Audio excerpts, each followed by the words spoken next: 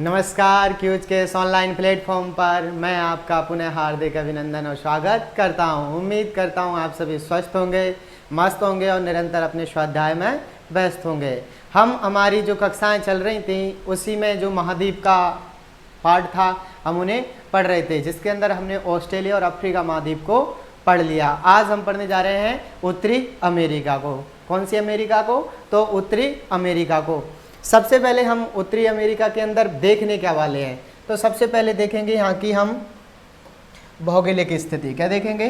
भौगोलिक स्थिति कि यह किनके मध्य स्थित है, इसके चारों तरफ कौन से सागर हैं, कौन सी खाड़ियाँ हैं, उन सब का हम अध्ययन करने वाले हैं। आगे हम देखेंगे यहाँ की जनजातियों को। कौन सी जनजातियों को?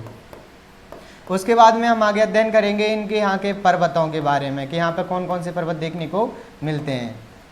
उसके बाद में हम पठारों के बारे में अध्ययन करेंगे, नदियों के बारे में जानेंगे और झीलों के बारे में जानेंगे और कुछ जो महत्वपूर्ण हमारे शहर हैं उनकी स्थिति के बारे में भी हम अध्ययन करेंगे। तो आज हम इन सभी टॉपिक को लेकर के इस कक्षा के अंदर अध्ययन करने जा रहे हैं। जो विगत परीक्षाओं में प्रश्न पूछे गए हैं उनको भी इसके अंदर समाहित किया गया है और क्वेश्चन कैसे पूछे जाते हैं वो भी आपको बताया जाएगा। तो शुरुआत करते हैं हम आज के हमारे इस नॉर्थ अमेरिका की, उत्तरी अमेरिका की। ठीक है, तो सबसे पहले हम उत्तरी अमेरिका में चलते हैं। सभी तैयार हो ना उत्तरी अमेरिका में चलने के लिए? क्योंकि वैसे तो हमारे पास अभी वीज़ा पासपोर्ट की समस्याएं चल रही हैं, उनके मद्देनज़र देखते हुए हमने एक अलग ही प्लान बनाया है आपको महाद्वीपों में घुमाने का। तो आप बिल्कुल निश्चिंत और बेफिक्र होकर के हमारे साथ चल सकते हो। तो सबसे पहले हम इसकी स्थिति को निर्धारण कर लेते हैं। ठीक है, इसकी सीमाएँ। तो ये हमारी क्या है? ये हमारी है नॉर्थ अमेरिका, उत्तरी अमेरिका। विश्व का तीसरा लार्जेस्ट कॉन्टिनेंट। ठीक है, कौन सा है? तो ये है हमारा अमेरिका। यह ग्रीनलैंड का, अगर ग्रीनलैंड की स्थिति पूछी जाती है भौगोलिक दृष्टि से, तो भौगोलिक दृष्टि से तो किसके अंदर है? तो भौगोलिक दृष्टि से आता है ये किसके अंदर? तो नॉर्थ अमेरिका के अंदर। वहीं अगर ये पूछा जाता है प्रशासनिक दृष्टि से, तो प्रशासनिक दृष्टि से इस पर यूके का अधिकार है, जो डेनमार्क है उसका अधिकार है। तो ये हमारा नॉर्थ अमेरिका है। नॉर्थ अमेरिका के अगर हम पार्ट करते हैं तो ये वाला क्षेत्र अलास्का का है, ये पार्ट है यूएसए का। किसका? यूएसए का। और किसका है? अलास्का का। यहाँ से आपको ये येलो में दिख रहा है जो नीचे वाला, इसे बोलते हैं हम यूएसए के नाम से, यूनाइटेड स्टेट ऑफ अमेरिका। ठीक है, आगे हम ऊपर चलते हैं तो हमें कनाडा देखने को मिलता है और तीसरा देखने को मिलता है हमें नीचे मैक्सिको। क्या? मैक्सिको। ये हमारा मैक्सिको, ये यूएसए, ये कनाडा और ये अलास्का, ये ग्रीनलैंड। ठीक है, अब यहाँ वाली जो खाड़ी की बात की जाती है, यहाँ की जो खाड़ी है वो कौन सी खाड़ी के नाम से जानी जाती है? तो वो मैक्सिको की खाड़ी के नाम से जानी जाती है। अब हम बात करते हैं किसकी? कि जो कनाडा और यूएसए है, कनाडा और यूएसए, इनके मध्य एक 49वीं समानांतर रेखा, 49वीं समानांतर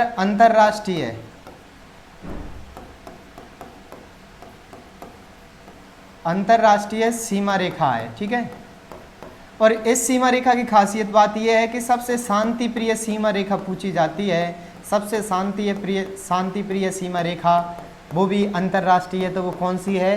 तो वो है हमारी 49वीं समानांतर रेखा, जो कनाडा और यूएसए को दो पार्टों में अलग करती है, कनाडा और यूएसए के मध्य स्थित है। ठीक है, अब हम बात करते हैं ग्रीनलैंड की। तो ग्रीनलैंड के यहाँ पे ये ग्रीनलैंड है और ये हमारा क्या है? कनाडा। तो ग्रीनलैंड की बात करते हैं तो भौगोलिक दृष्टि से तो किसके अधीन है? तो भौगोलिक दृष्टि से देखा जाता है, भौगोलिक दृष्टि से तो है ये किसके अधीन? तो ये है हमारा यूएसए के अधीन। लेकिन प्रशासनिक दृष्टि से देखा जाता है, प्रशासनिक दृष्टि से, तो प्रशासनिक दृष्टि से किसके अधीन है, तो ये डेनमार्क के अधीन है। किसके अधीन है, डेनमार्क के अधीन है। कौन सा वाला पार्ट, ये हमारा ग्रीनलैंड वाला पार्ट, ठीक है। अब इधर बात की जाती है, तो इधर है हमारा प्रशांत महासागर। नॉर्थ अमेरिका के पश्चिम में जो महासागर है वो कौन सा है, प्रशांत महासागर। प्रशांत महासागर। पूर्व में बात की जाती है तो अटलांटिक। अटलांटिक भी कौन सा, अटलांटिक भी है उत्तरी वाला, ठीक है, उत्तरी अटलांटिक, ठीक है। और प्रशांत महासागर भी कौन सा है, उत्तरी वाला, ठीक है।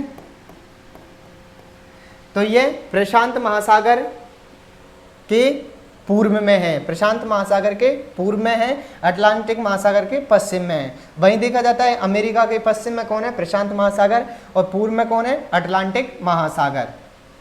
इसकी बात करें इस महाद्वीप की, तो ये तीसरा सबसे बड़ा महाद्वीप है, थर्ड नंबर का विश्व में महाद्वीप है, महाद्वीप है, ठीक है। तो ये तो हो गया हमारा कौन सा, अब इनके बारे में अच्छे से याद रखना है। यहाँ पे हमारा अलास्का, ये वाला क्षेत्र कनाडा के नाम से जाना जाता है, ये यूएसए के नाम से, और ये मैक्सिको के नाम से जाना जाता है। अगर हम इधर की बात करते हैं, ये अलास्का के पास में जो एशिया का क्षेत्र है, ये इधर क्या है हमारा, एशिया। तो एशिया और अलास्का के मध्य एक जल संधि है, यहाँ पे एक जल संधि है। कौन सी जल संधि है, तो ये बेरिंग जल संधि है। कौन सी है, बेरिंग जल संधि,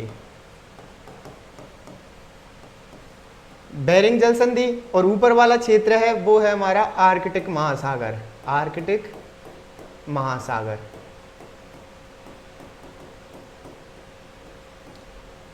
तो वापस याद करेंगे, और ये हमारी मैक्सिको की खाड़ी, मैक्सिको की खाड़ी। और ये वाला जो क्षेत्र है, ये वाला, इसे हम बोलते हैं, यहाँ पे जो द्वीप हैं इनको हम कैरेबियन द्वीप समूह बोलते हैं। तो इसके अंदर एक सागर है, कैरेबियाई सागर, कैरेबियाई सागर। यह किसका भाग है, अटलांटिक महासागर का ही भाग है। अब ये हमारे उत्तर में कौन हो गया, आर्कटिक महासागर, दक्षिण में क्या हो गया, मैक्सिको की खाड़ी और कैरेबियाई सागर, ठीक है। यहाँ पे जो जल संधि है वो कौन सी है, बेरिंग जल संधि। ये जोड़ती किसको है, तो ये जोड़ती है, नए पेज में देख लेते हैं हम, ये हमारा अलास्का का क्षेत्र है, ये हमारा एशिया का क्षेत्र है, अलास्का, और ये हमारे एशिया का भी कौन सा भाग है, तो ये हमारा साइबेरिया, रूस का जो क्षेत्र है, रूस देश का एक स्थान है साइबेरिया, और इधर यूएसए का अलास्का। तो यहाँ पे एक जल संधि देखने को मिलती है हमें। इस जल संधि को हम किस नाम से जानते हैं, इसको बेरिंग जल संधि के नाम से, बेरिंग जल संधि। ये जोड़ती किसको है, तो नॉर्थ में है हमारे आर्कटिक महासागर। कौन सा महासागर, आर्कटिक महासागर।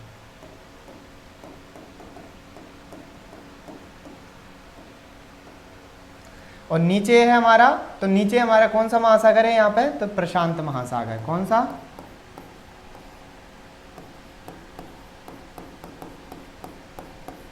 कौन सा महासागर है, तो प्रशांत महासागर है। अब आगे की बात करते हैं हम, यहाँ पे एक और सागर देखने को मिलता है, चुकची सागर, चुकची सागर। और नीचे देखने को मिलता है बेरिंग सागर। तो हम बोल सकते हैं ये बेरिंग सागर और चुकची सागर को भी क्या करती है, आपस में जोड़ने का कार्य करती है। रूस जो हमारा एशिया है, उस रूस के साइबेरिया को अलग करती है यूएसए के अलास्का से। कौन सी जल संधि, तो बेरिंग जल संधि।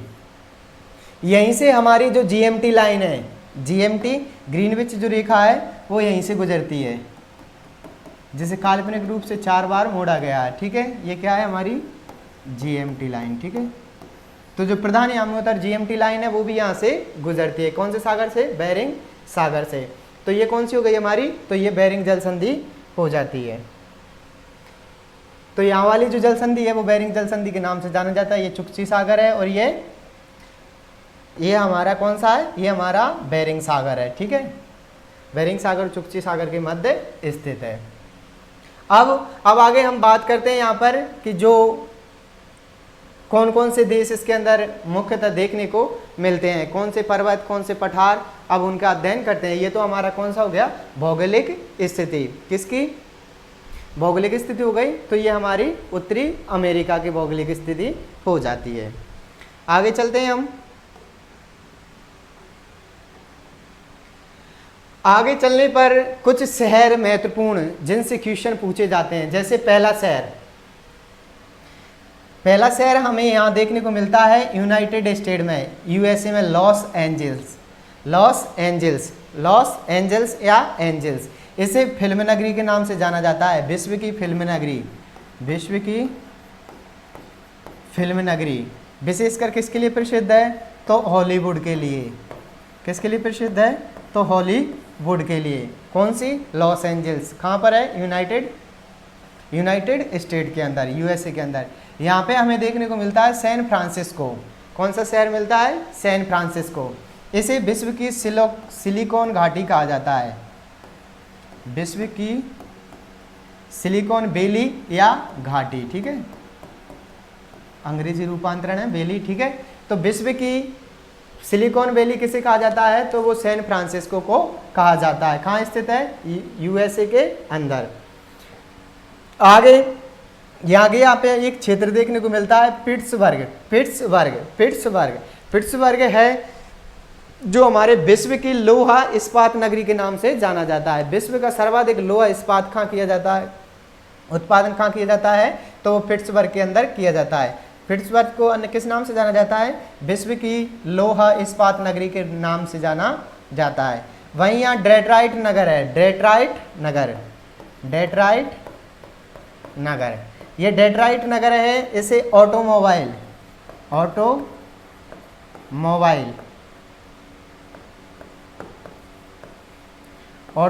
के रूप में जाना जाता है। यानी कि यहाँ पे जो हमारे ऑटो पार्ट्स हैं, कारखाने हैं गाड़ियों के, वो कहाँ पर स्थित देखने को मिलते हैं, डेट्राइट नगर के अंदर।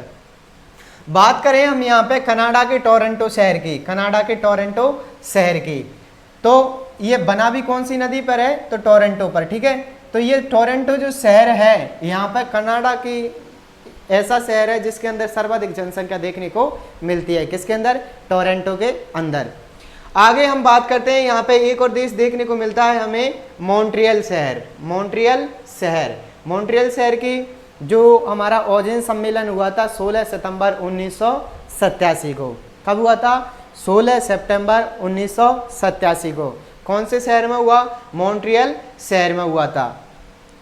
तो इसी वजह से ये प्रसिद्ध है। तो इसको एक और देख सकते हैं यहाँ से हम कि जो ओजोन दिवस है, ओजोन दिवस, तो ये ओजोन दिवस कब मनाया जाता है, तो 16 सितंबर को। कब मनाया जाता है, 16 सितंबर को मनाया जाता है। कौन सा दिवस, ओजोन दिवस। मॉन्ट्रियल शहर के अंदर इसकी ओजोन जो सम्मेलन था उसकी कॉन्फ्रेंस हुई थी। यहाँ पे हमें यूएसए के अंदर एक और शहर देखने को मिलता है, शिकागो, जिसे विश्व की मांस मंडी के रूप में जाना जाता है। विश्व की मांस मंडी के रूप में जाना जाता है किसको, शिकागो को। वापस याद करेंगे, सैन फ्रांसिस्को हमारे विश्व की सिलिकॉन वैली के रूप में जाना जाता है। वहीं अगर यहाँ से हमसे इंडिया की पूछ लेता है, इंडिया की सिलिकॉन वैली किसे कहते हैं, इंडिया की सिलिकॉन वैली,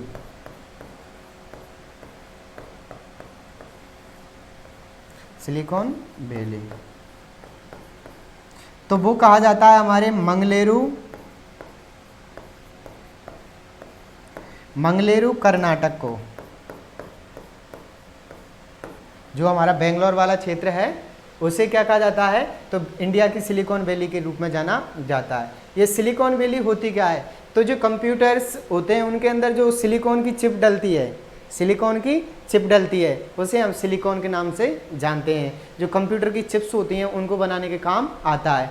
चिप्स हैं खाने वाली नहीं, जो लेज वगैरह की आती हैं वो चिप से नहीं, जो कंप्यूटर्स वगैरह के अंदर रैम रोम डलती है, हार्ड डिस्क से डलती हैं, उसके अंदर जो आपने देखा हो कभी मेमोरी कार्ड के अंदर, तो जो हमारे जो थोड़े से गोल्डन सी प्लेटें होती हैं वो किसकी बनी होती हैं, तो सिलिकॉन की बनी होती हैं। किसकी बनी होती हैं, सिलिकॉन की बनी होती हैं। लॉस एंजल्स हॉलीवुड नगरी के रूप में जाना जाता है, विश्व की फिल्म नगरी। डेट्रॉइट ऑटोमोबाइल के रूप में प्रसिद्ध है। पिट्सबर्ग विश्व की लोहा इस्पात के रूप में जाना जाता है। शिकागो विश्व की मांस मंडी के रूप में जाना जाता है। टोरंटो कनाडा का सबसे अधिक जनसंख्या घनत्व वाला शहर है। आगे बात की थी हमने मॉन्ट्रियल शहर की, जहाँ पर 16 सितंबर 1987 को ओजोन दिवस या ओजोन सम्मेलन का कॉन्फ्रेंस आयोजित की गई थी। इसी वजह से 16 सितंबर को ओजोन दिवस के रूप में मनाया जाता है। तो ये कौन से हो गए प्रमुख शहर, प्रमुख शहर जिनके उपनाम विशेष याद रखना पूछ लिया जाता है। विश्व का डेट्राइट सिटी के नाम से किसे जाना जाता है, तो किसे जाना जाता है, तो डेट्राइट नगर को ऑटोमोबाइल सिटी के रूप में जाना जाता है। पिट्सबर्ग को लोहा इस्पात के रूप में जाना जाता है। तो इनको याद रखना। आगे चलते हैं हम।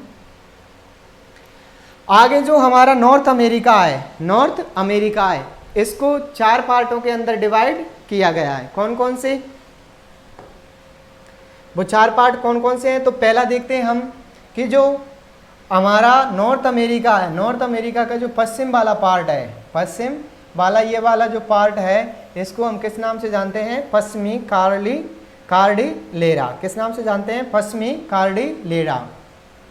तो पहला पार्ट पश्चिम में स्थित है, तो पश्चिमी कार्डिलेरा, ठीक है। आगे जो हमारा उत्तर पूर्व वाला क्षेत्र है, उत्तर पूर्व वाला जो क्षेत्र है उसे किस नाम से जाना जाता है, तो उसे जाना जाता है कैनेडियन शिल्ड के नाम से। किस नाम से, कैनेडियन शिल्ड के नाम से जाना जाता है। अब आगे बात करें हम, जो दक्षिण पूर्व वाला क्षेत्र है उसे हम अपलेशियन क्षेत्र के नाम से जानते हैं, और जो बीच का क्षेत्र बस जाता है हमारे पास में उसे हम किस नाम से जानते हैं, मध्य का मैदान। वापिस पश्चिमी कार्डिलेरा, कैनेडियन शिल्ड, उसके नीचे अपलेशियन शिल्ड, ठीक है, यह अपलेशियन क्षेत्र है, और बीच का मैदान। तो वापस याद रखना तुम्हें, पश्चिमी कार्डिलेरा, ऊपर में हमारा कैनेडियन शिल्ड है, उसके नीचे अपलेशियन क्षेत्र है और बीच का मैदान, ठीक है। तो ये कनाडा को 5 भागों में बांटा जाता है। आगे देखते हैं हम यहाँ की प्रमुख पर्वत श्रृंखलाओं के बारे में। यहाँ पर कौन सी पर्वत श्रृंखलाएं देखने को मिलती हैं। अब आप चाहो तो उसकी थ्योरी लिख सकते हो। आप कैसे, ये ठीक है, तो लिख सकते हो आप उत्तरी अमेरिका को उत्तरी, पर ये लिखने की वजह से थोड़ा सा समय आपका अधिक खर्च होता है, इस वजह से लिखा नहीं, ठीक है। उत्तरी अमेरिका को भौगोलिक रूप से 4 भागों के अंदर बांटा गया है भौगोलिक दृष्टि से, ठीक है।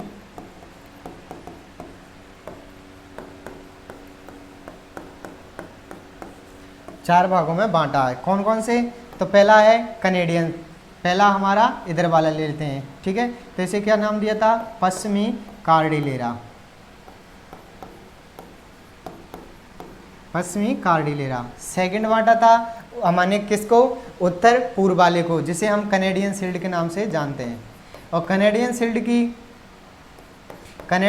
की खास बात यह है कि यह सबसे प्राचीनतम भूखंड है किसका, उत्तरी अमेरिका का। आगे हम नीचे आते हैं, तो नीचे जो दक्षिण पूर्व वाला क्षेत्र था उसे अपलेशियन क्षेत्र के नाम से जानते हैं,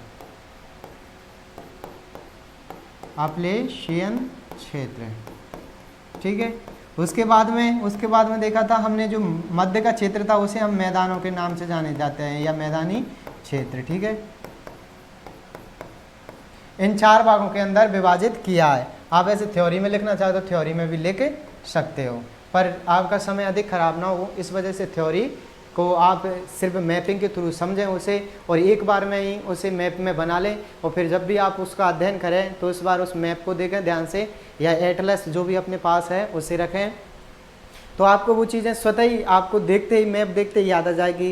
ये हमारी पश्चिमी कार्डिलेरा है, ये हमारी कैनेडियन शिल्ड है, अपलेशियन क्षेत्र है और मध्य का मैदान है, ठीक है, तो बहुत आसानी से याद कर सकते हो। वापस मैपिंग के थ्रू देखना चाहो तो आप देख सकते हो। ये इस वाले क्षेत्र को कनेडियन किस नाम से जानते थे हम, पश्चिमी कार्डिलेरा के नाम से। ये वाला क्षेत्र था कनेडियन शील्ड के नाम से जाना जाता था। ये वाला जो क्षेत्र था, इस वाले क्षेत्र को अपलेशियन क्षेत्र के नाम से जानते थे और इस वाले को मैदान के नाम से जानते हैं। ठीक है, तो अब पढ़ने जा रहे हैं हम पर्वत श्रृंखलाएं। क्या? पर्वत श्रृंखलाएं। तो पर्वत श्रृंखला में सबसे पहले लोकेशन देख लेते हैं। यहाँ पे अलास्का में एक पर्वत देखने को मिलता है हमें, अलास्का के अंदर यहाँ पे एक पर्वत देखने को मिलता है जिसे बुक्स या ब्रुक्स पर्वत के नाम से जाना जाता है। यहाँ पे अलास्का के अंदर एक रेंज है या पर्वत है, अलास्का रेंज। रेंज मतलब पर्वत श्रृंखला। ठीक है, हम उसके बाद में जब कनाडा के अंदर आते हैं तो कनाडा में हमें कास्ट रेंज देखने को मिलती है। कास्ट रेंज एक कास्केड रेंज है और एक कास्ट रेंज है। ठीक है, तो कास्केड रेंज है वो कनाडा और यूएसए दोनों के मध्य है। कौन सी? कास्केड रेंज है। उसके आगे देखने को मिलती है हमें सियारा नेवदा। कौन सी? सियारा नेवदा। और ये वाला क्षेत्र है वो पश्चिमी सियारा माद्रे के नाम से जानी जाती है। ये तो सियारा नेवदा है और ये हमारी पश्चिमी सियारा माद्रे है। आगे यहीं पे मैक्सिको के अंदर हमें एक और देखने को मिलता है पूर्वी सियारा माद्रे। ये पूर्व में स्थित है इसलिए पूर्वी सियारा माद्रे और ये पश्चिम में स्थित है इसलिए पश्चिमी सियारा माद्रे। दोनों कहाँ पर स्थित है? तो दोनों मैक्सिको के अंदर स्थित हैं। आगे जो सबसे लंबी श्रेणी है उत्तरी अमेरिका की उसे पढ़ते हैं। तो ये इसका नाम क्या है? तो इसका नाम है रॉकीज पर्वत। कौन सा पर्वत? रॉकीज पर्वत। रॉकीज पर्वत दुनिया का दूसरा सबसे बड़ा पर्वत श्रृंखला है। दूसरी सबसे बड़ी पर्वत श्रृंखला है। रॉकीज पर्वत जो पर्वत श्रृंखला है वो विश्व की दूसरी सबसे बड़ी पर्वत श्रृंखला है। ठीक है, तो याद रखना ये विश्व की दूसरी सबसे बड़ी पर्वत श्रृंखला है। पहली हमारी एंडीज है।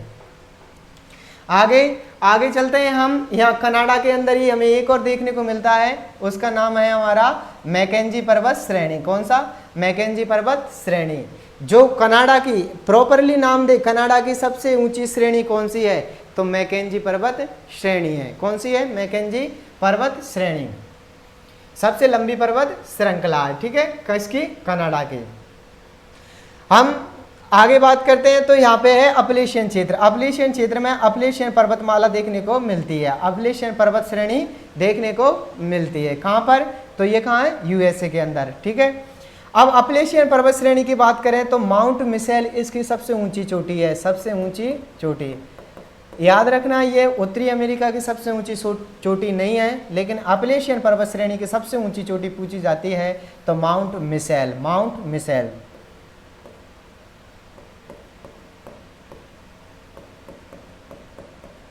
तो सबसे ऊंची चोटी किसकी है अपलेशियन पर्वत श्रेणी की? Mount Mitchell. जो माउंट एल्बर्ट है वो किसकी है? रॉकीज पर्वत की सबसे ऊंची श्रेणी, ऊंची चोटी। रॉकीज पर्वत की सबसे ऊंची चोटी कौन सी है? तो माउंट एल्बर्ट। कौन सी है? Mount Elbert. बात करते हैं हम उत्तरी अमेरिका की सबसे ऊंची चोटी कौन सी है? उत्तरी अमेरिका की सबसे ऊंची चोटी कौन सी है? तो वो है हमारे अलास्का रेंज के अंदर स्थित है माउंट मैकिंग किले। ठीक है, मैकिंग किले। तो अलास्का रेंज में स्थित है मैंकिले और ये उत्तरी अमेरिका की सबसे ऊंची चोटी है। उत्तरी अमेरिका की सबसे ऊंची चोटी कौन सी है? मैंकिले। ठीक है, याद रखना। अब अगर रॉकीज पर्वत की पूछा जाता है तो रॉकीज की है माउंट एल्बर्ट। रॉकीज पर्वत की माउंट एल्बर्ट। कनाडा की सबसे लंबी पर्वत श्रृंखला कौन सी है? तो वो देखने को मिलती है हमें मैकेंजी पर्वत श्रेणी। ये मैक्सिको के पूर्व वाला सियारा माद्रे पूर्वी सियारा माद्रे, पश्चिम वाला पश्चिमी सियारा माद्रे। यूएसए में हमें दो और देखने को मिलते हैं। कौन सा? सियारा नेवदा और कास्केड रेंज। कास्केड रेंज हमारे कनाडा और यूएसए के मध्य स्थित है। कास्ट रेंज कनाडा में स्थित है। अलास्का रेंज अलास्का के अंदर स्थित है। बुक्स पर्वत कहाँ पर स्थित है? अलास्का के अंदर। अलास्का रेंज की जो सबसे ऊंची चोटी है या उत्तरी अमेरिका की जो सबसे ऊंची चोटी है वो कौन सी है? तो वो है हमारी मैकिंग किले। ठीक है, कौन सी है? मैंकिले। तो ये तो हो गया हमारी। अब क्वेश्चन कैसे पूछा जाता है? या तो पूछा जाएगा उत्तरी अमेरिका की सबसे ऊंची पर्वत चोटी कौन सी है? तो मैकिंग किले। ठीक है, दूसरा पूछा जा सकता है कि निम्न में से उत्तरी अमेरिका की उत्तरीतम की पर्वत चोटी या पर्वत श्रृंखला निम्न में से कौन सी है? तो उस टाइम हमारा आंसर होगा बुक्स पर्वत, क्योंकि सबसे उत्तर में कौन सा है? बुक्स पर्वत है। ठीक है, या पूर्वी पूछ सकता है, तो पूर्वी है हमारी अपलेशियन पर्वत श्रेणी। ठीक है, तो यह याद रखना। तो ये तो हमारे क्या हो गए? पर्वत श्रृंखलाएं। कौन सी? अलास्का रेंज में माउंट मैकिंग के लिए सबसे बड़ी है रॉकीज पर्वत है, रॉकीज पर्वत की माउंट एल्बर्ट है। मैकेंजी पर्वत श्रेणी कनाडा की सबसे लंबी पर्वत श्रृंखला है। हमारे मैक्सिको के अंदर पश्चिमी सियारा माद्रे, पूर्वी Sierra Madre, Sierra Nevada, Cascade Range और कास्ट रेंज। ठीक है, एक और जो रॉकीज पर्वत को यहाँ एक पवन आती है जिसे हम चिनूक के नाम से जानते हैं। किसके नाम से जानते हैं? चिनूक के नाम से, क्योंकि इस वाले क्षेत्र में मैदान है। क्या है? मैदान है। तो जब ये गर्म पवन है, कौन सी है? गर्म पवन है। और ये क्षेत्र कौन सा है? ये क्षेत्र ठंडा है। ठंडा है तो इस वजह से क्या होता है? बर्फ जमी हुई रहती है। तो जब ये चिनूक पवनें आती हैं यहाँ पर तो इस बर्फ को पिघला देती हैं और इसका क्या कर देती हैं? ये बर्फों को जैसे खा जाती हूँ। तो इसीलिए चिनूक पवन को हम किस नाम से जानते हैं? तो हिमबक्षणी के रूप में जानते हैं। किसको? चिनूक पवन को। ये रॉकीज पर्वत को पार कर करके जो यूएसए का क्षेत्र है उसके अंदर जो मैदान होते हैं उन पर जो बर्फ जमी होती है उनको पिघलाने का कार्य करती है। कौन सी? चिनूक पवन। तो ये तो हो गई हमारी पर्वत श्रृंखलाएं। एक पवन भी याद रख लेना, चिनूक कहाँ चलती है? तो क्या चलती है? तो ये चलती है यूएसए में। ये कौन से घास के मैदानों के लिए है? तो ये प्रेरीज घास के मैदान, प्रेरीज घास के मैदान। ठीक है, प्रेरीज घास के मैदान कैसे हैं? तो ये शीतोष्ण कटिबंध है। कौन से कटिबंध है? शीतोष्ण कटिबंध घास के मैदान है। ठीक है, याद रखना, शीतोष्ण कटिबंध प्रेरीज घास में चिनूक पवन के द्वारा जो बर्फ होती है उसको खा जाती है, इसलिए स्नो ईटर के नाम से जानते हैं। किस नाम से जानते हैं? Snow eater. किसको? चिनूक को। चिनूक क्या है? गर्म पवन है। क्या है? गर्म पवन है। थ्योरी लिखना चाहो तो लिख सकते हो। अलास्का रेंज उत्तरी अमेरिका की सबसे ऊंची पर्वत श्रेणी अलास्का रेंज की हमारी माउंट मैकिंग के लिए है। उसके बाद में सबसे उत्तरीतम पर्वत श्रृंखला बुक्स पर्वत श्रृंखला है। रॉकीज पर्वत की सबसे ऊंची पर्वत श्रेणी, रॉकीज पर्वत सबसे पहले यूएसए के अंदर स्थित है। इसकी सबसे ऊंची पर्वत श्रेणी है माउंट एल्बर्ट। भाई मैकेंजी पर्वत श्रेणी जो कनाडा के अंदर स्थित है, ये कनाडा की सबसे लंबी पर्वत श्रृंखला है। कनाडा हमारे मैक्सिको के पूर्वी तट पर सियारा माद्रे पाई जाती है और पश्चिमी तट पर पश्चिमी सियारा माद्रे पाई जाती है। यूएसए के पूर्व में अपलेशियन पर्वत श्रेणी पाई जाती है जिसकी सबसे ऊंची चोटी है कौन सी? Mount Michel. कौन सी है? Mount Mitchell. तो आप ऐसे थ्योरी भी लिख सकते हो, पर ये मैप के थ्रू समझोगे तो आपको एक तो फालतू ही है, हो सकती है यहाँ स्थित है, वहाँ स्थित है, फलाना ढीकना और जो चम्मच भगोनी है वो सब नहीं लिखने पड़ेंगे। ठीक है, तो तुम सीधा भी बना सकते हो, इससे भी याद हो जाएगा। आगे चलते हैं, पर्वत हमारे पूर्ण हो जाते हैं। अब पठारों के बारे में जानते हैं कि कौन कौन से पठार देखने को मिलते हैं। तो सबसे पहले हमें अलास्का के अंदर ही एक पठार देखने को मिलता है, यूक्रान का पठार। यहाँ एक नदी भी बहती है, यूक्रान नदी। यूक्रान नदी, ऐसा नहीं कि यूक्रान का नाम आए और हम एग्जाम के अंदर सोचें, वो पूछे यूक्रान का पठार या यूक्रान की नदी कहाँ स्थित है, तो उस टाइम अगर ऑप्शन में उसने अलास्का दे दिया तो ठीक है, उत्तरी अमेरिका दे दिया तो भी ठीक है। अलास्का आता है तो अलास्का करना है, उत्तरी अमेरिका आता है तो उत्तरी अमेरिका करना है।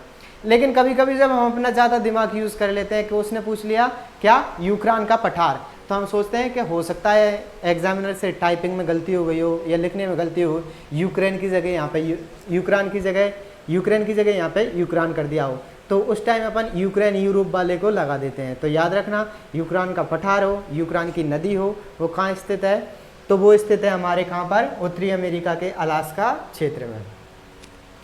भाई हम नीचे आते हैं कनाडा में, तो कनाडा में यहाँ पे ब्रिटिश कोलंबिया का पठार देखने को मिलता है। क्या देखने को मिलता है? ब्रिटिश कोलंबिया का पठार देखने को मिलता है जो कनाडा के पश्चिमी भाग में स्थित है। उसके बाद में और नीचे आते हैं तो ये तो था ब्रिटिश कोलंबिया, ये है कोलंबिया स्नैक पठार। कोलंबिया स्नैक पठार, यूक्रान, ब्रिटिश कोलंबिया, कोलंबिया स्नैक पठार। उसके बाद में हमें मैक्सिको के यूएसए के अंदर हमें एक और देखने को मिलता है कोलोराडो का पठार, कोलोराडो का पठार, ठीक है। और यूएसए में ही दो छोटे छोटे पठार और देखने को मिलते हैं, एक औजार्क का पठार, एक एडवर्ड पठार। यूएसए के पूर्वी भाग में देखने को मिलता है पीटमान का पठार, मैक्सिको के अंदर स्थित है मैक्सिको का पठार। इसको तो आसानी से याद रख सकते हो, मैक्सिको का पठार कहाँ है, मैक्सिको के अंदर। औजार्क का पठार, एडवर्ड का पठार यूएसए के अंदर, पीटमान का पठार यूएसए के अंदर स्थित है, कोलोराडो का पठार है यूएसए के अंदर स्थित है, यूक्रान पठार हमारे अलास्का क्षेत्र में स्थित है, ब्रिटिश कोलंबिया और कोलंबिया स्नैक पठार ये दोनों ही हमें कहाँ देखने को मिलते हैं, कनाडा में। कहाँ देखने को मिलता है, कनाडा में। याद भी कर सकते हो कैसे, कैसे कनाडा, कैसे कोलंबिया, ठीक है। Canada Canada Columbia, Canada Columbia, ठीक है। इसको आराम से याद कर सकते हो। ऐसा नहीं अब इसमें भी क्या है तो इसको भी हम कहाँ ले जाएं, कहाँ ले जाएं तो हम कनाडा में ले जाएं, ऐसा नहीं करना, ठीक है। यूक्रान का पठार, ब्रिटिश कोलंबिया का पठार, कोलंबिया स्नैक का पठार, कोलोराडो का पठार, औजार्क का पठार और यहाँ मैक्सिको का पठार, पीटमान का पठार, एडवर्ड पठार। इनमें से कोई सा भी नाम दे दे कि निम्न में से कौन सा पठार उत्तरी अमेरिका के अंदर स्थित है या नहीं है, तब उस स्थिति में हमें याद करना है कि कौन सा पठार स्थित है और कौन सा पठार नहीं है। तो ये हमारे क्या हो गई, पर्वत श्रृंखला और क्या, पठार। उससे पहले हमने महत्वपूर्ण शहरों के बारे में भी जान लिया था। अब देखते हैं यहाँ की नदियों के बारे में, यहाँ पर कौन कौन सी नदियाँ देखने को मिलती हैं। तो सबसे पहले नदियों में मैंने पहले ही बता दिया था, यूक्रान के पठार में ही अलास्का रेंज में एक नदी निकलती है, इसे यूक्रान नदी के नाम से जानते हैं। किस नाम से जानते हैं, यूक्रान नदी के नाम से जानते हैं। भाई मैकेंजी नदी, मैकेंजी पर्वत श्रृंखला भी कहाँ देखने को मिली थी, कनाडा में। तो मैकेंजी नदी भी कहाँ देखने को मिलती है, कनाडा के अंदर। मैकेंजी जो पर्वत श्रृंखला थी, पर्वत श्रृंखला, इसकी खास बात यह थी कि ये कनाडा की सबसे लंबी पर्वत श्रृंखला थी। कौन सी, मैकेंजी पर्वत श्रृंखला। और कनाडा की सबसे लंबी नदी भी कौन सी है, मैकेंजी नदी। मैकेंजी नदी याद रखना, मैकेंजी जो नदी है वो कनाडा की सबसे लंबी नदी है। और जो मैकेंजी पर्वत श्रृंखला थी वो कनाडा की सबसे लंबी पर्वत श्रृंखला है। यूक्रान नदी अलास्का के क्षेत्र में प्रवाहित होती है।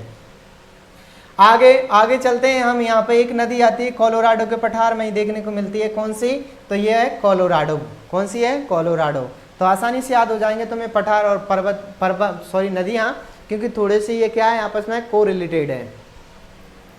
तो ये नदी का नाम क्या है, कोलोराडो। कोलोराडो कोलोराडो जो नदी है वो विश्व का सबसे लंबा गॉर्ज बनाने वाली नदी है। गॉर्ज क्या होता है, तो गॉर्ज होता है जैसे यहाँ से कोई नदी प्रवाहित होती है, ये नदी है हमारी और ये प्रवाहित हो रही है, इसके चारों तरफ ये क्षेत्र है। तो ये नदी इतनी गहरी खाइयाँ सी या गहरा क्षेत्र बना देती है नीचे से कि वो जो परतें हैं, जो पृथ्वी के जो क्षेत्र है उसके आसपास वाला, तो उसमें घाटियों का निर्माण हो जाता है। क्या बन जाता है, घाटियों का। जैसे यहाँ से बीच में से कोई नदी जा रही है, नदी के दोनों तरफ जो घाटियों का निर्माण हो जाता है उसे हम गॉर्ज के नाम से जानते हैं। तो ये गॉर्ज का सबसे लंबा, विश्व का सबसे लंबा गॉर्ज बनाती है, जिसे ग्रांड कैनियन के नाम से जानते हैं। किस नाम से जानते हैं, विश्व का सबसे लंबा गॉर्ज है ग्रांड कैनियन, ठीक है। ये कौन सी नदी हो गई हमारी, कोलोराडो। वहीं एक यूएसए के क्षेत्र से रियो ग्रांडो निकलती है। कौन निकलती है, रियो ग्रांडो नदी, जो मैक्सिको की खाड़ी के अंदर आती है। रियो ग्रांडो नदी कहाँ से, यूएसए के अंदर। इसकी अगर हम बात करें उत्तरी अमेरिका की सबसे लंबी नदी, तो वो है मिसिसिपी। कौन सी नदी है, मिसिसिपी मिसौरी नदी। मिसिसिपी मिसौरी नदी, इसकी लोकेशन जानते हैं हम। यहाँ से आती है एक, यहाँ से आती है एक, और ये पूरी क्या बन जाती है, मिसिसिपी। और यहाँ पे आगे क्या कर देती है ये, चलो नए पेज के अंदर देख लेते हैं। मिसिसिपी,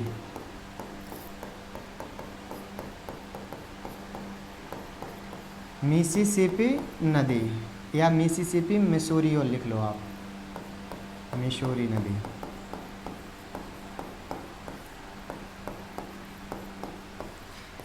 तो ये क्या है, तो ये है नॉर्थ अमेरिका की सबसे लंबी नदी, फर्स्ट नदी, ठीक है, या सबसे लंबी नदी है। लिखना चाहो तो हिंदी में लिख दो, सबसे लंबी नदी है।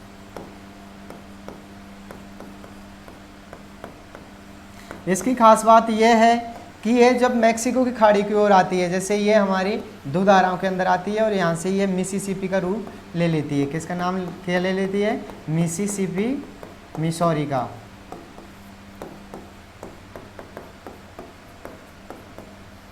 जब ये यहाँ पे हमारे है मैक्सिको की खाड़ी,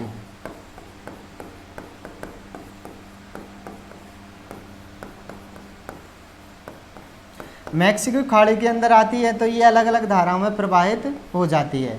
तो यहाँ देखने पर ऐसा लगता है जैसे पक्षी का पंजा होता है। पक्षी का पंजा देखा होगा, पक्षी का पंजा ऐसे होता है। कैसे होता है? ऐसे पक्षी का पंजा होता है। तो इसे ये क्या करते हैं? पक्षी पाद बनाने का, पक्षी पाद यानी कि जो पक्षी के पैर होते हैं उसका चित्र देखने को मिलता है। किस नदी में? मिसिसिपी, मिसौरी नदी में। इसे हम किस नाम से अंग्रेजी में देखें तो बर्ड फुट, बर्ड फुट का निर्माण करती है। कौन सी? मिसिसिपी, मिसौरी नदी। ये क्या है? ये उत्तरी अमेरिका की सबसे लंबी नदी है। उत्तरी अमेरिका की सबसे लंबी नदी कौन सी है? मिसिसिपी, मिसौरी नदी। सबसे लंबी पर्वत श्रृंखला तो कौन सी थी? रॉकीज पर्वत। इसकी सबसे ऊंची पर्वत चोटी कौन सी थी? रॉकीज पर्वत की, माउंट एल्बर्ट। जबकि उत्तरी अमेरिका की सबसे ऊंची चोटी थी वो कौन सी थी? मैकिनले। इसमें अलास्का रेंज में। ठीक है, तो याद रखना ये तो कौन सी थी? हमारी मिसिसिपी, मिसौरी नदी, जो उत्तरी अमेरिका की सबसे लंबी नदी है। ठीक है, और ये किसका निर्माण करती है? पक्षीपाद या बर्ड फूड का निर्माण करती है। तो ये हमारी कौन सी हो गई? मिसिसिपी, मिसौरी नदी। यहीं पे एक नदी और आती है, इस नदी को नाम दिया जाता है पोटोमैक्सी नदी। कौन सी नदी? पोटोमैक्सी नदी। यहाँ वाले क्षेत्र से ये प्रवाहित होती है और इसे नाम दिया जाता है पोटोमैक्सी नदी। किस नाम से? पोटोमैक्सी नदी। पोटोमैक्सी नदी इसलिए महत्वपूर्ण बन जाती है कि जो यूएसए का वॉशिंगटन डीसी शहर है वो पोटोमैक्सी के किनारे स्थित है। कहाँ स्थित है? पोटोमैक्सी नदी के किनारे स्थित है वॉशिंगटन डीसी। आगे एक देखने को मिलती है हमें टेनेसी नदी। कौन सी नदी? टेनेसी नदी। टेनेसी नदी की खास बात यह है कि यह विश्व की प्रथम बहुउद्देशीय परियोजना है।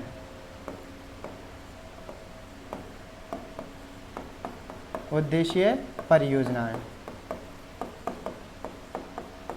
यह विश्व की प्रथम बहुउद्देशीय परियोजना है। भारत की प्रथम पूछी जाती है तो इंडिया की कौन सी है हमारी? तो इंडिया की है दामोदर घाटी वाली, दामोदर घाटी नदी परियोजना। नदी जो परियोजना है वो हमारी प्रथम बहुउद्देशीय परियोजना है, जो किसके आधार पर बनाई गई थी? टेनेसी नदी के आधार पर बनाई गई। तो याद रखना विश्व की प्रथम जो बहुउद्देशीय परियोजना कौन सी नदी पर थी? टेनेसी पर। ठीक है, आगे हम और ऊपर में चलते हैं तो यहाँ पे एक और नदी देखने को मिलती है हमें, हड़सन नदी। कौन सी नदी? हड़सन नदी। हड़सन नदी इसलिए महत्वपूर्ण हो जाती है क्योंकि हड़सन के किनारे पर क्या बसा हुआ है? न्यूयॉर्क शहर। क्या बसा हुआ है? न्यूयॉर्क शहर। आगे की ओर चलते हैं हम तो यहाँ पे हमें सेंट लॉरेंस नदी देखने को मिलती है। कौन सी देखने को मिलती है? सेंट लॉरेंस नदी देखने को मिलती है। तो ये तो थी इसकी नदियाँ उत्तरी अमेरिका की। वापस सभी नदियाँ नहीं देख सकते, लेकिन जो महत्वपूर्ण क्वेश्चन जिनसे पूछा गया है, जिनसे पूछने के चांसेस ज़्यादा हैं, सिर्फ उन्हीं नदियों को समाहित किया गया है। तो जो हमारी मिसिसिपी, मिसौरी नदी है उसी पर एक क्षेत्र स्थित है, इसका नाम है सेंट लुइस। क्या है? Saint Louis. सेंट लुइस को हम विश्व की मक्का मंडी के नाम से जानते हैं। विश्व की मक्का मंडी किसे कहा जाता है? सेंट लुइस को। किस नदी पर है? मिसिसिपी, मिसौरी पर। वापस यूक्रान नदी अलास्का क्षेत्र के अंदर प्रवाहित होती है। मैकेंजी जो हमारा कनाडा है उसकी सबसे लंबी नदी है। आगे कोलोराडो का पठार था, वहीं कोलोराडो नदी बहती है जो विश्व का सबसे लंबा गॉर्ज बनाने का काम करती है, जिसे ग्रैंड कैनियन के नाम से जाना जाता है। रियो ग्रांडो नदी हमारी यूएसए और मैक्सिको के अंदर बहती है। ये यूएसए और मैक्सिको के अंदर क्या करती है, ये प्राकृतिक सीमा का निर्धारण करती है। तो लिख सकते हो आप रियो ग्रांडो नदी के बारे में, ये नदी मैक्सिको और यूएसए के मध्य प्राकृतिक सीमा का निर्धारण करती है। प्राकृतिक सीमा का निर्धारण करती है कौन सी, रियो ग्रांडो नदी, क्योंकि ये हमारा क्षेत्र क्या है, मैक्सिको के नाम से है। तो ये प्राकृतिक सीमा का निर्धारण कौन करती है, रियो ग्रांडो नदी। आगे हमने देख लिया था मिसिसिपी मिसौरी नदी, जो कि उत्तरी अमेरिका की सबसे क्या है, सबसे बड़ी नदी है। ये पक्षीपाद डेल्टाओं का निर्माण करती है। आगे देखा था टेनेसी नदी, विश्व की प्रथम बहुउद्देशीय परियोजना। हडसन नदी, हडसन पर न्यूयॉर्क शहर है। सेंट लॉरेंस नदी को देख लिया था, ठीक है। ये कहाँ पर चलती है, तो ये कनाडा के अंदर प्रवाहित होती है। तो ये हो गई हमारी नदियाँ। आगे चलते हैं हम मरुस्थल। अब यूएसए के अंदर कौन कौन से मरुस्थल देखने को मिलते हैं, तो मरुस्थलों में सबसे पहले ये जो हमारा कनाडा यूएसए के क्षेत्र मध्य स्थित है, ये प्रेरिस घास का मैदान है। कौन से हैं, प्रेरिस घास के मैदान। क्या है, इसे हम विश्व की रोटी की टोकरी के नाम से भी जानते हैं। विश्व की रोटी की टोकरी कैसे कहा जाता है, तो प्रेरिस घास के मैदान को। ये कैसे हैं, शीतोष्ण कटिबंध, इनके बारे में हालांकि हमने पहले ही बात कर ली। और इसे हम गेहूं पेटी भी कहते हैं, क्योंकि यहाँ गेहूं और मक्के का सर्वाधिक उत्पादन किया जाता है। किसमें, प्रेरिस घास के मैदान में, प्रेरिस मैदान में, ठीक है।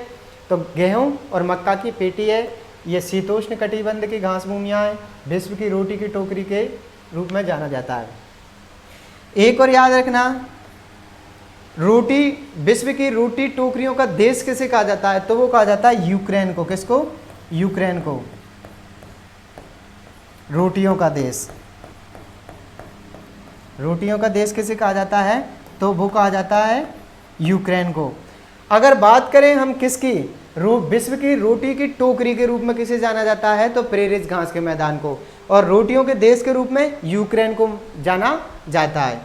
आगे मैंने बता दिया, यहाँ चुनिक पवनें चलती हैं, जो रॉकीज पर्वत श्रृंखला है, हमारी रॉकीज पर्वत श्रृंखला, उसको पार कर करके यहाँ पर जो बर्फ जमी रहती है उसको पिघालने का काम करती है। इसी वजह से इसको हम हिमबक्षणी या स्नो ईटर पवन के रूप में जानते हैं। किसको, चिनूक पवन को। याद रखना, चिनूक पवनें चलती कहाँ है, तो उत्तरी अमेरिका में। प्रेरिस घास का मैदान उत्तरी अमेरिका में। आगे देखने को मिलता है यहाँ पे एक मरुस्थल, ठीक है, जिसका नाम है एरिजोना मरुस्थल। एरिजोना मरुस्थल, एरिजोना मरुस्थल किसमें है, यूएसए में। ये वाला पार्ट कौन सा, हमारा यूएसए का। तो यूएसए में कौन सा देखने को मिलता है, एरिजोना मरुस्थल। वही बात करें हम, ये मैक्सिको और यूएसए के मध्य एक पठार देखने को मिलता है, इसे हम सोरेनसन मरुस्थल के रूप में जानते हैं। किसके रूप में जानते हैं, सोरेनसन मरुस्थल के रूप में जानते हैं। यह यूएसए और मैक्सिको के मध्य स्थित है। इसकी बात करी ली हमने, हिमबक्षी या हिमबक्षण कहा जाता है। तो कौन से पठार हो गए हमारे, एरिजोना का पठार यूएसए के अंदर है, सोरेनसन का मरुस्थल, सॉरी पठार नाम आ रहा है, ये मरुस्थल है, ठीक है। तो एरिजोना का मरुस्थल यूएसए के अंदर स्थित है। सोरेनसन मरुस्थल यूएसए और मैक्सिको के मध्य स्थित है। यूएसए के पूर्वी भाग में एक और देखने को मिलता है, मोहाबे या मोजाबे का क्या मरुस्थल देखने को मिलता है। 3 मरुस्थल याद रखने हैं। एरिजोना मरुस्थल यूएसए के अंदर है। सेकंड, सोरेनसन का मरुस्थल यूएसए मैक्सिको के अंदर स्थित है।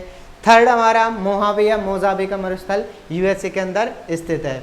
हमने प्रेरिस घास की बात कर ही ली, ठीक है। तो ये मरुस्थल थे। अब हमने क्या पढ़ लिया, नदियाँ पढ़ ली, पठार पढ़ लिए, मरुस्थल पढ़ लिए और पर्वत पढ़ लिए, और यहाँ का भौगोलिक विभाजन पढ़ लिया। यानी 5 टॉपिक हमारे कंप्लीट हो जाते हैं, वो भी थोड़े से समय में। तो आपका समय भी खराब ना हो और आपको अच्छे से याद भी हो जाए। इन मैप को लाने का मतलब यही है, हम पूरे मैप के माध्यम से ही पढ़ेंगे। थ्योरी तो आप लिख भी सकते हो, सोरेनसन मरुस्थल यूएसए और मैक्सिको के मध्य स्थित है। ये यूएसए और मैक्सिको के पश्चिमी भाग में पाया जाता है। एरिजोना मरुस्थल जो हमारा रॉकीज पर्वत है उसके पश्चिम में देखने को मिलता है, ये यूएसए के अंदर स्थित है।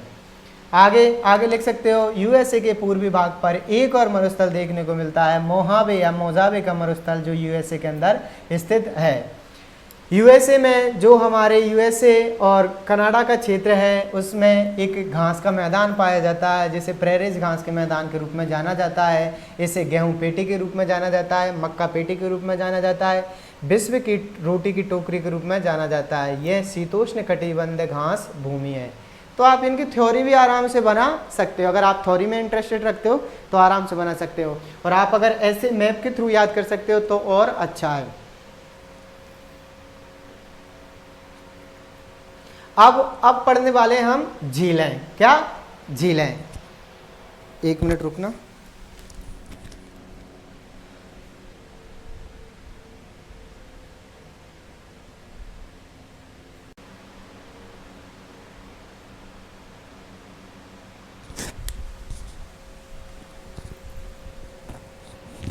तो अभी तक हमने पढ़ लिए थे पर्वत और पठार मरुस्थलों के बारे में। अब हम जानने वाले हैं किसके बारे में? तो हम जानेंगे झीलों के बारे में कि यहाँ पे कौन कौन सी झीलें देखने को मिलती हैं। तो झीलों की बात करें हम, तो झीलों के अंदर हमें यहाँ पर पांच झीलों के दो समूह देखने को मिलते हैं। ये वाली हमारी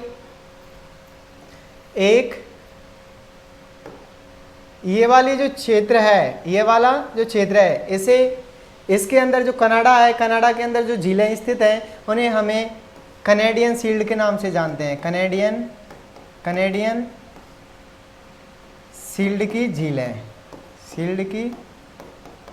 झीलें जो कनाडा के अंदर स्थित है वो कनेडियन शील्ड के रूप में देखने को मिलती हैं। वहीं बात की जाती है हमारे, तो ये 1 2 3 4 और 5 झीलें हमें यहाँ पर देखने को मिलती हैं, जिसमें सुपीरियर, मिशिगन, एरी, ओंटारियो क्या है, झीलें स्थित हैं। अभी हम इनको अच्छे से अलग से भी देखने वाले हैं। सबसे पहली चीज़ ये याद रखना कि इन झीलों के मध्य से क्या है, ऐसे करके एक विभाजन किया गया है। ठीक है, ऐसे विभाजन किया गया है, यानी सीमा का निर्धारण किया गया है। क्यों? क्योंकि ये झीलें आदि हमारे यूएसए आदि कनाडा के अंदर स्थित हैं। ठीक है, तो ये सीमा का विभाजन है। क्या है? विभाजन है। किसका? सीमाओं का विभाजन है। किस किस के बीच में? तो ये ऊपर वाला क्षेत्र कनाडा के रूप में जाना जाता है और नीचे वाला क्षेत्र किसके नाम से? यूएसए के रूप में जाना जाता है। ठीक है, यहाँ पे एक और झील देखने को मिलती है हमें मैक्सिको और यूएसए के मध्य, डेथ वैली। कौन सी? Death valley. ये मैक्सिको और ये यूएसए के मध्य है। ठीक है, तो इन आप झीलों का हम अध्ययन करने वाले हैं। तो चलिए चलते हैं आगे। तो सबसे पहले कनेडियन शील्ड की जो झील है हम उनके बारे में अध्ययन करते हैं। कनेडियन शील्ड की झीलें एक बार आप मैप में देख सकते हो कि ये वाली जो झील है उन्हीं को यहाँ पर बनाया गया है। तो कनेडियन शील्ड की सबसे पहली झील है लेक बियर। कौन सी? Lake beer. सेकंड है हमारी लेक स्लेव। कौन सी है? Lake slave. थर्ड है हमारी लेक अथास्का। फोर्थ है हमारी लेक रेंडियर और फिफ्थ है हमारी लेक विनिपेग। कौन सी? Lake Winnipeg. इनकी खास बातें क्या है कि लेक बियर पर रेडियम सिटी स्थित है। लेक बियर झील पर रेडियम सिटी स्थित है। यहाँ से एक नदी निकलती है, मैकेंजी नदी, कनाडा की सबसे लंबी नदी है। कौन सी? मैकेंजी नदी, जो किस झील से निकलती है?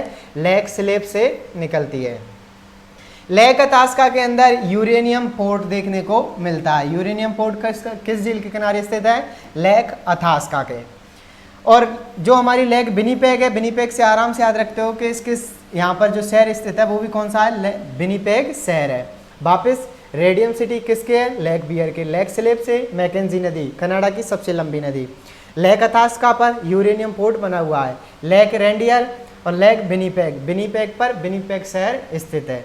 तो ये तो हो गई हमारी कनेडियन शील्ड की 5 झीलें। कनेडियन शील्ड की जो झीलें थी उनका अध्ययन। अब हम पढ़ते हैं जिन्हें ग्रेट लेक के नाम से जाना जाता है, महान झीलों के नाम से जाना जाता है। ग्रेट लेक्स या महान झीलें, तो ग्रेट लेक्स या महान झीलें कौन सी हैं? तो मैंने बता दिया था कि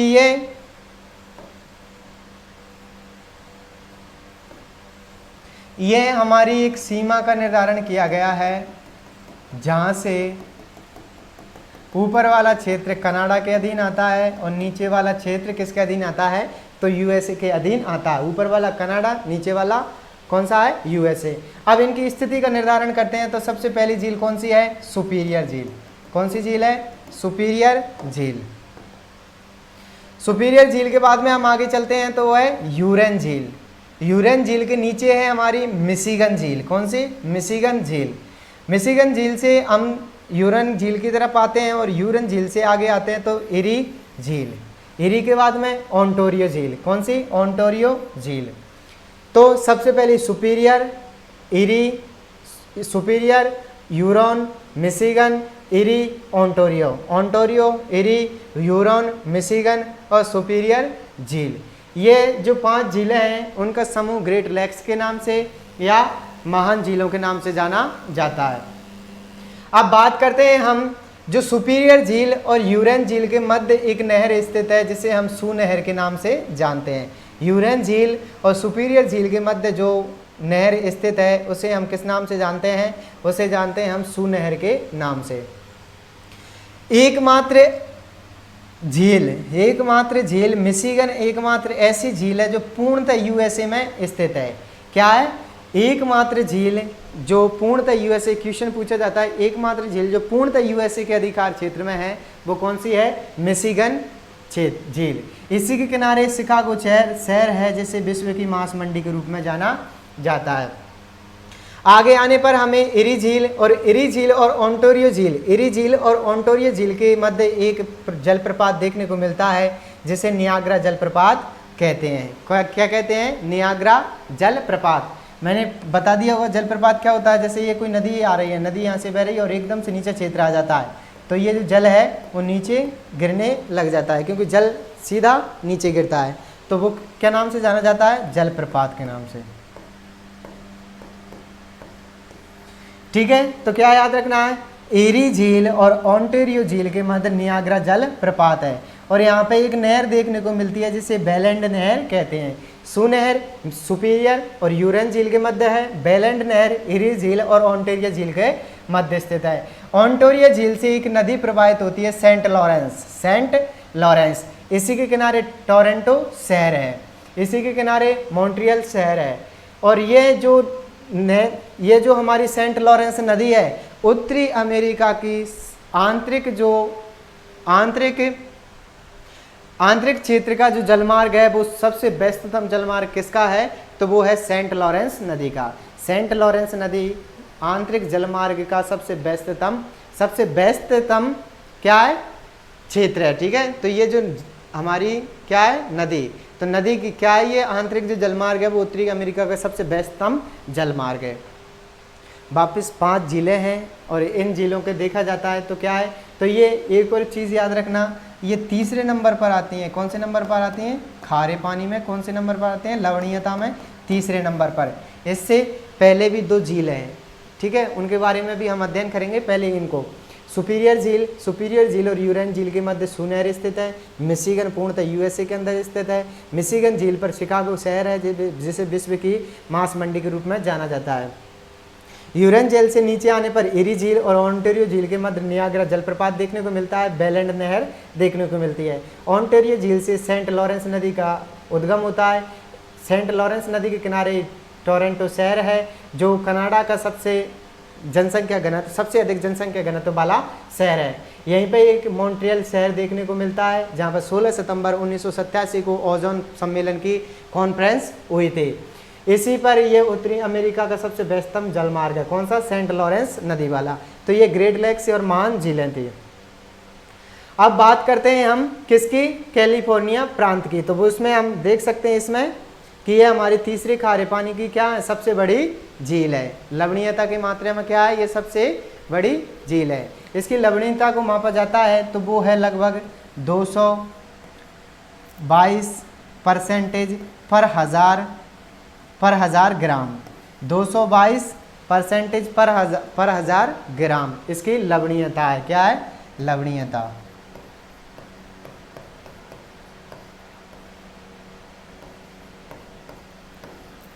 किसकी? तो ये ग्रेट लेक्स या किसे बोलते हैं? महान झीलों के नाम से जाना जाते हैं। और ये पंजे जैसा आकार बना रही है, यहाँ से चल रही है तो कैसा लग रहा है? ये पंजे जैसा। तो ये कैसा निर्माण करती है? पंजानुमा आकृति में स्थित है, पंजानुमा आकृति। ठीक है, आगे चलते हैं। अब हम आगे जो कुछ महत्वपूर्ण फैक्ट्स पूछे जाते हैं कि कैलिफोर्निया प्रांत का जो मृत घाटी क्षेत्र है, कैलिफोर्निया प्रांत की जो डेथ वैली है, यह उत्तरी अमेरिका का सबसे निम्नतम बिंदु है और सर्वाधिक तापमान वाला स्थान है। विश्व का सर्वाधिक तापमान वाला स्थान पहले था हमारा अल्जीजिया। कौन सा था? अल्जीजिया। कौन सा था?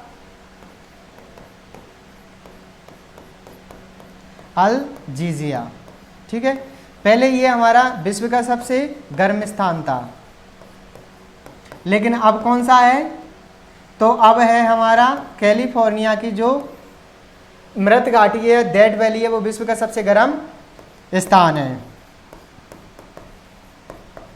आगे और है एक येलोस्टोन पार्क कैलिफोर्निया प्रांत के अंदर ही देखने को मिलता है। इसे हम ओल्ड पेफुल गीजर के नाम से जानते हैं, ओल्ड पेफुल गीजर के नाम से जानते हैं। इसी में अलास्का सहस्त्र धुआरों की भूमि, अलास्का को सहस्त्र धुआरों की भूमि कहा जाता है, यानी कि द लैंड्स ऑफ 1000 स्मोकर्स, यानी जो सहस्त्र हजारों की या सहस्त्र धुआओं की जो घाटी के रूप में जाना जाता है, तो वो किसे जाना जाता है? अलास्का को। अलास्का से याद रखना, अलास्का की मृत घाटी विश्व का सबसे गर्म स्थान है, यह डेथ वैली है। ठीक है, येलोस्टोन पार्क को हम ओल्ड पेफुल गीजर के रूप में जानते हैं, अलास्का के सहस्त्र धुआरों की भूमि के रूप में जाना जाता है। आगे ग्रेट सॉल्ट लॉक, जिसकी हमने बात की थी कि विश्व की तीसरी सबसे खारे पानी की झील है, तो उसकी बात कर लेते हैं। कैसे? कि सबसे पहले नंबर पर आती है बोन झील, तुर्की की। बोन झील कहाँ स्थित है? तो तुर्की के अंदर स्थित है। ये विश्व की सबसे बड़ी खारे पानी की झील है। इसमें कितनी लवणीयता पाई जाती है? तो इसके अंदर लवणीयता पाई जाती है 330% पर हजार ग्राम, 330% पर हजार ग्राम। इसको समझ लो कैसे? ये 1000 ग्राम जल है, 1000 ग्राम जल है। अगर इसको हम उबालते हैं या इसे सुखाते हैं, तो इसमें से जो हमें लवणीयता मिलेगा वो कितना मिलेगा? 330। कितना मिलेगा? 330 ग्राम हमें लवण देखने को मिलेगा। किस में से? 1000 ग्राम से, 1000 ग्राम से, यानी कि 1 किलो में से हमें 330 ग्राम क्या होगा? लवण प्राप्त होगा। ये इतनी खारे पानी की झील है। सेकंड नंबर पर आता है हमारा मृत सागर, जॉर्डन के अंदर स्थित है। इसके अंदर 238 पर हजार ग्राम देखने को मिलता है। थर्ड है हमारी ग्रेट सॉल्ट लॉक, जिसके अंदर 220 या 222, ठीक है, 220 या 222 पर हजार ग्राम परसेंटेज हमें देखने को मिलती है। क्या? लवणीयता की मात्रा। तो वापस लवणता मापी जो यंत्र होता है उसे सेलेनोमीटर के नाम से जाना जाता है। यह प्रति 1000 ग्राम जल में घुले हुए लवणों की मात्रा का मापन करता है। किसका लवणता मापी? सेलेनोमीटर।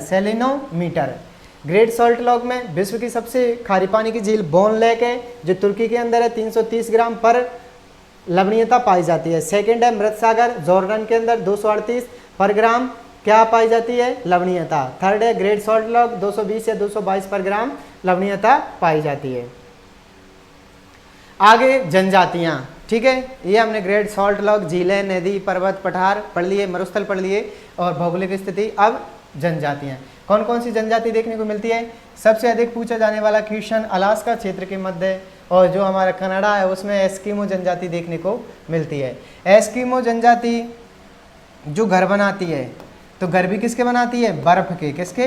बर्फ के। उन बर्फ के घर को क्या कहा जाता है? इग्लू। इग्लू। और कभी पूछ लिए जानवर कौन सा पालते हैं? तो जानवर पालती है रेंडियर। कौन से? रेंडियर।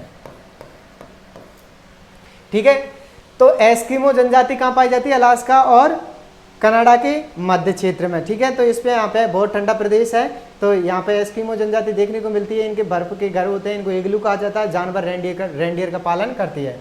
वहीं बात की जाती है यूएसए और कनाडा के मध्य में क्रो एंड क्री एंड क्रो, क्री तथा क्रो जनजातियां देखने को मिलती हैं।